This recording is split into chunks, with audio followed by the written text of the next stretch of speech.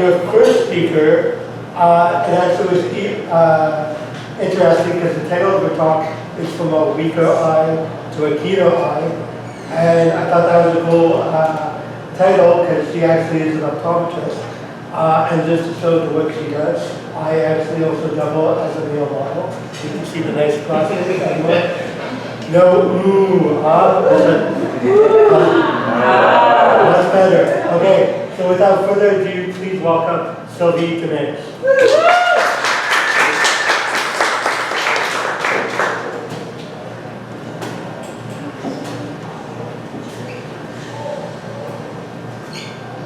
Hello, everyone.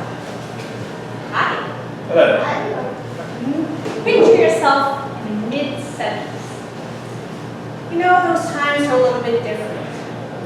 Picture a mother who's happily pregnant and she goes to her appointments and is told, we're going to have a lovely baby boy, with technology permitting that during those times.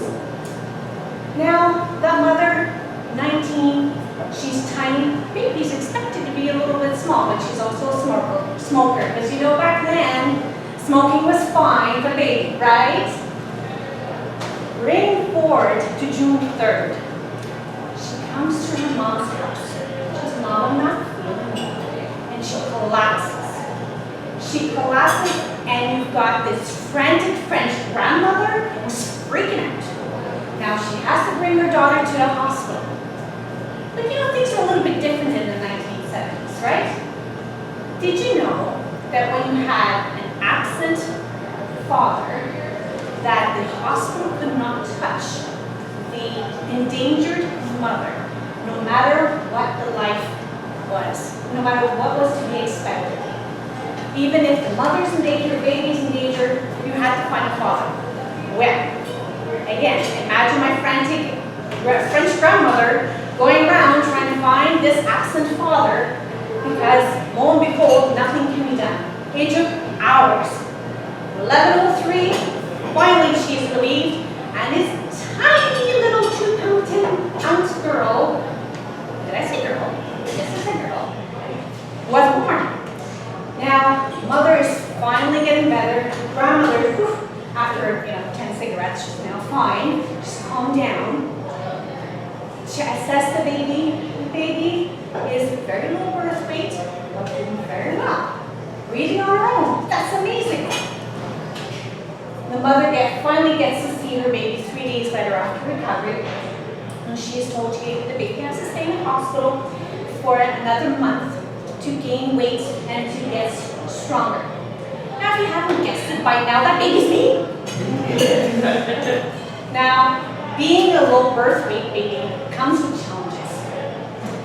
Now, after some time getting back home and getting everything assessed, there was something funny about the eye. Well, the eye was in. What are we going to do with that? The eye was completely inward. You know that cross-eyed we like to say? Well, the baby was born that way. You know that absent father, or his brother, is legally blind of the right eye.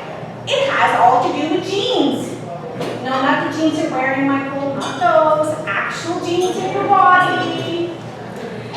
Now, you'd be wondering, why am I wearing this patch today? Well, we had a lot of conversations, Michael and I said, you can do whatever you want. I said, Michael, I always wanted to be a pirate. So here I am. No, that's not how it was. Back in the 70s, when we wanted to correct a cross eye, which was determined, by the way, to be very, very weak. Now, do you know what 20/40 means? When someone has a vision of 20/40. Can you tell us, Tom? Oh, yeah, it means that you can see at 20 feet, while most people, the average is supposed to be able to can see at 40 feet. Absolutely. That's how I saw it. So, because we wanted to make sure that the connection from the eye to the brain, which by the way is always the opposite side, we'll teach you this trick here, we had to patch the good eye. Well, that means I could not see very well, much like today, trying to get up on here. This eye does not see very well. 20/40, it's basically almost shadows. That's almost borderline what you're allowed to have to drive, just so you know. So I would recognize people by their walk, their stance, the jingle in their pocket, the tassels on their purse, the sound of their voice, basically anything distinctive other than facial. That's how I started off. Now, you have to imagine, aesthetically, it's not very pleasing to see a child with a cross eye. When you have a cross eye, and in case you don't know, thick Coke bottle glasses, we don't call them that these days, but back then we did. It was something to be somewhat teased and picked on, and these days we call it bullying. But that's how it happened. And my mom was determined to make me better, to get me out of my shell, so we take the bus almost daily. Now, what happens when you go on a bus and you see someone like this? Oh, you get scared. You scared people are different, especially in the early 80s. So my mom would make me have to go to see people. Look, I got an eye! I'd have to go to everyone and show them I actually had an eye. And I had to explain to them I was a small baby and my father's brother's became blind and all that stuff. Oh, and so that's how my childhood started. But we had to fix that lazy eye. The cross eye, I should say. The lazy eye is being fixed with a patch. But my mom was a single mom. She found it very difficult making these hard, pressing decisions. So she waited, and she waited, and did not realize it affected me and my social life at school. By the age of 6, I finally got the surgery done by late Dr. William Clark, wonderful doctor, who was so patient with me up until the age of 18 when I aged out of CHEO. I would be screaming and never liked the drugs. I didn't like to go, and I'd look all over the place, but he still managed to get my eye care, and I'd be able to be served properly and have better vision today. Now, it was tough. It was really tough in school. You can't imagine, I was the tiniest little girl. I was wearing patch with thick Coke bottle glasses. Even with the straight eye, I still wore the patch. You know how many times I was allowed to not wear the patch? 3 days a year. My birthday, picture day, and Christmas. Well, even on those days, because the prescription is so strong, this one, my eye looked half the size of the other one. So everybody kept saying, what's wrong with your eye? And I'd have to take it off. See, they're both the same size, it's just the glasses, and they give you like that, so I had to speak again. Well, my mom didn't realize by making me speak all the time to people, it created a chatterbox.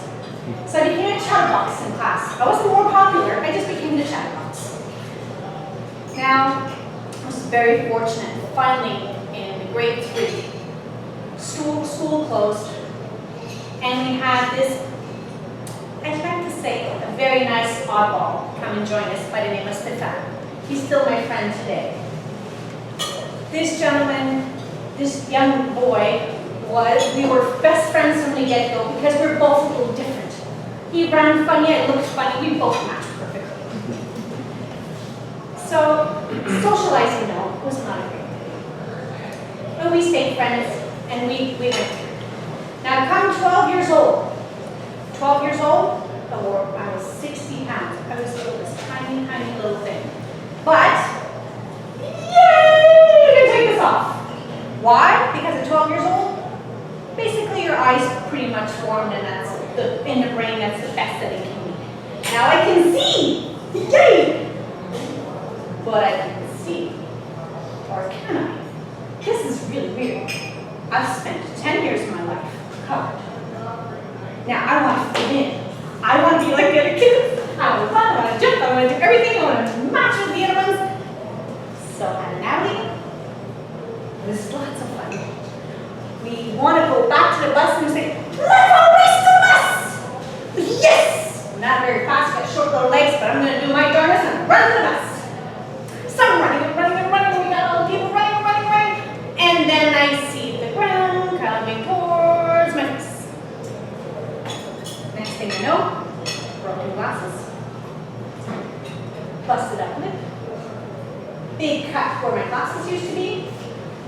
Stefan tells me, oh my goodness, thank goodness you fell. I saw you fall. I run and jump right over you.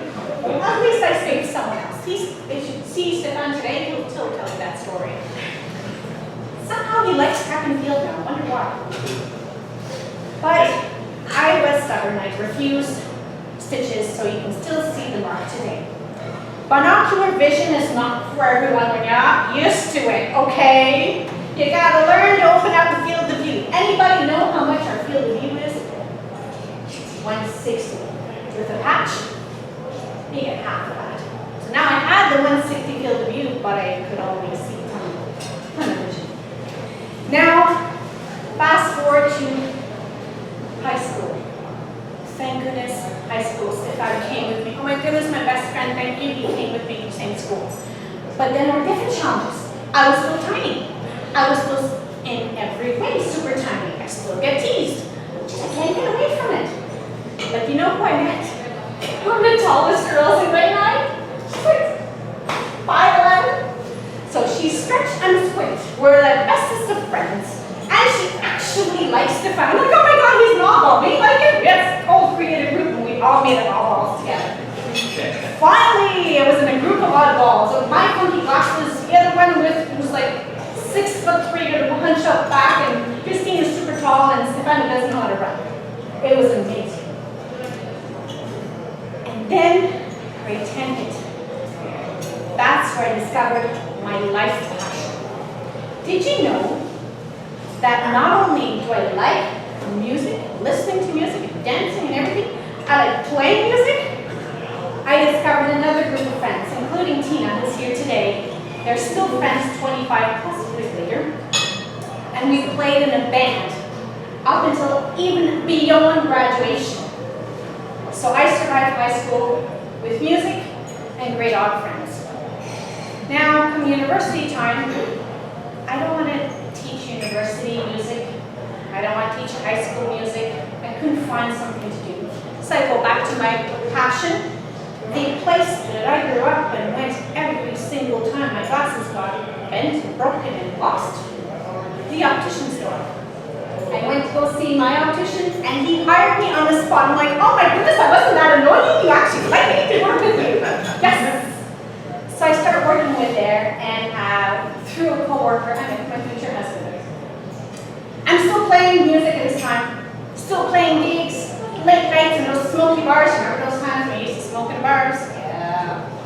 Playing smoky bars, late nights, everything.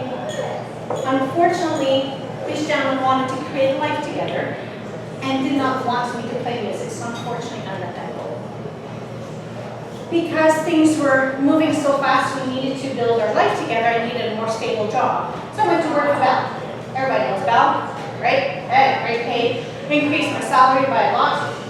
But what happens at Bell? 7 years later, my job's gone. And it didn't yet. So after my second maternity leave, I come back to my original passion of working in a glasses store. Now, I like it so much that I stay late. I ask for more taxes. I work my butt off. I bring projects home. And then I had a senior employee, a senior optician, look at me and says, what are you avoiding at home? I'm not avoiding anything. He says, yes, you are. You should become an optician. Do what your passion tells you and become independent. Once you're independent, you can do what your heart desires. That was the best advice I could ever have. At 32 years old, I went back to school, 2 kids under 5. Came back, and I had this amazing optician job. But while I was still in school, I bought myself a kit of tools. And you know what I want to do with these tools? I want to help people in their homes, at their convenience. I had this idea back in 2007. Unfortunately, when you work in a store, you're licensed, like a pharmacist. You cannot leave. If you leave, they can't sell glasses. If you go off to work, you're not paid. You're not insured. You can't borrow the products, the tools, the frames. You can't do anything. But at this point, I'm a single mom, and I need every penny get a commute. So I go and I work for several more years like this. Minimum wage goes up.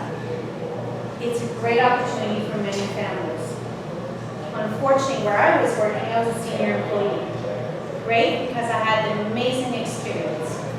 Because I had an amazing experience, I had the least amount of errors, the least amount of redos, which means when you're not happy with your classes, you have to bring them back. I was the most thorough, most compassionate, and efficient salesperson, but I didn't sell as much as the new kids on the block. So what did he do? They replaced me with 2 more employees because I was not selling as much as they were. But you know what? It's that attention to detail that has put me through everything in life. With one eye, I was able to distinguish who was walking down the huge corridor of the high school. It's that one eye that I was able to figure out what they had in their pocket, what tassel, what particularities were of that bag. With attention to detail, opticians, they need this. Because when you make your glasses, you need to see, and you need to see now, not having to go back to stores. Now, at that point in my life, I've met many, and I mean a flutter of entrepreneurs. So what do? The next best thing. I launched my own business, and with the help of so many of you here, I now own my own small business, Mobile Optician Services. And what do? I spend the time with everyone. I ask the questions. I am thorough. I take proper measurements. I speak with them. I get to know them. And you know what? There's no returns. There's no reuse. Because you've taken the time and done everything efficiently. So now, this is why today I've gone from having a very weak eye to having a very keen eye, attention to detail, and a best service. Thank you very much for listening. Thank you for Michael for hosting.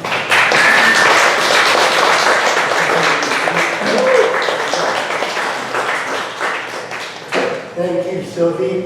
That's actually why I walked this way, so Sylvie recognizes me from far away. I couldn't pass up as a, what can I say?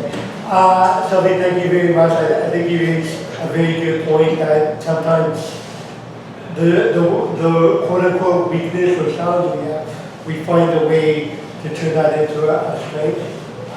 And like I said, just to serve the work she does. No, okay, fine. How about that?